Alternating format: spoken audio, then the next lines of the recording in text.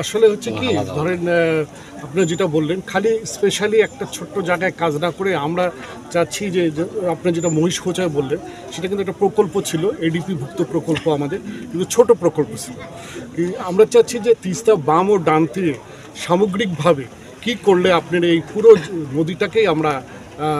একটা ম্যানেজ করতে পারবো যেটা ব্যবস্থাপনায় আনতে পারবো সেইটার জন্যই আমরা চাচ্ছি যে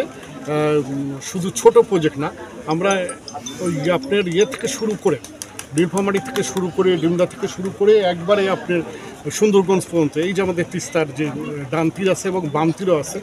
এই ডান তীর বাম তীরের যেখানে যেখানে ভাঙন আছে সেই জায়গাগুলোকে আমরা অ্যাড্রেস করার চেষ্টা করব এবং বড় ধরনের একটা প্রকল্প নিয়ে আমরা এটা সমাধান করার চেষ্টা করছি এর সাথে আরও আপনারা জানেন যেটা আপনি মহাপরিকল্পনা হিসেবে বললেন আসলে হচ্ছে মহাপরিকল্পনার যে বিষয়টি ধরেন এর আগেও যেটা ইয়ে হচ্ছে সেটা এখনও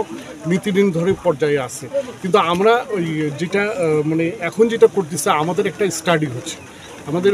বাংলাদেশ গভর্নমেন্টেরই একটা স্টাডি হচ্ছে সেই স্টাডি অনুযায়ী আমরা ডিপিপি করে দুই সাইডেই আমরা প্রতিরক্ষামূলক কাজ সহ অন্যান্য কী কী কাজ করলে যেন আমাদের সামগ্রিকভাবে তিস্তা নদীটা আমরা ম্যানেজ করতে পারি এবং দুই সাইডের যেন